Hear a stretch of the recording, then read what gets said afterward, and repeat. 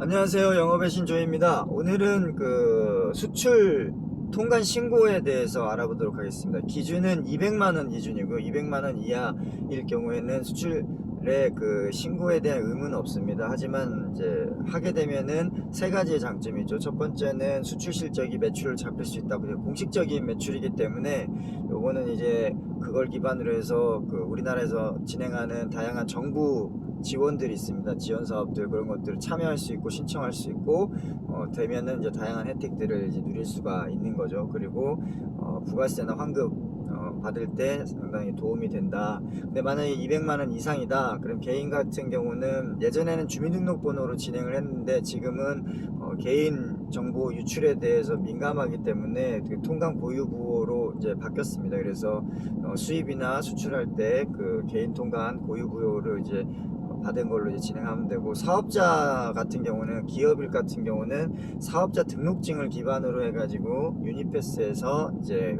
통관 고유 부호를 이제 발급 받으실 수 있습니다. 그걸로 진행하시면 되고, 유니패스에서 자기가 이제 스스로 모든 걸 다 챙겨가지고 할 수도 있는데 보통 이제 관세사를 통해서 많이 진행을 하시죠.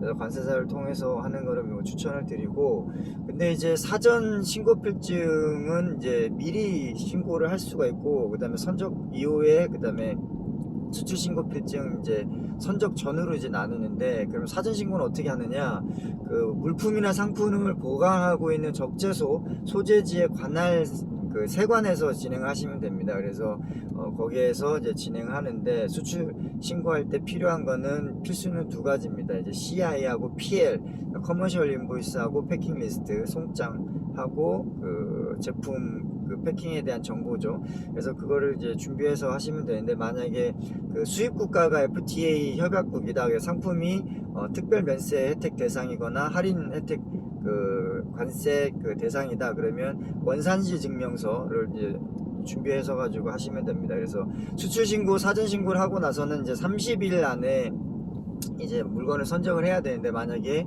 일정이 지연되거나 운송 일정이 지연돼 가지고 어느 정도 밀릴 것 같다 그러면 연장 신청을 해야 됩니다. 연장 신청을 하지 않을 경우에는 과태료가 부과되니까 필히 연장 신청하셔야 되고, 혹시나 그 급한 일로 핸드캐리로 해서 그 비행기 타고 이제 들고 나가야 된다 그러면 이제 공항 세관에 가셔가지고 요거 사전 신고 한 건데 요거 그 들고 나간다, 핸드캐리 한다 이렇게 생각하시면 됩니다.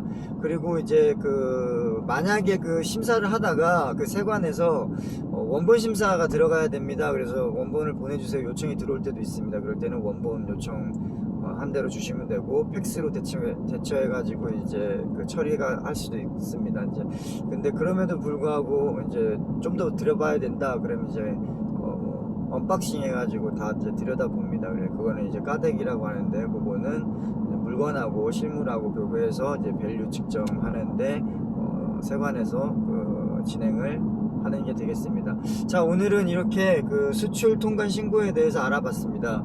오늘도 좋은 하루 되시고, 지금까지 영업의 신 조였습니다. 힘찬 하루 되십시오.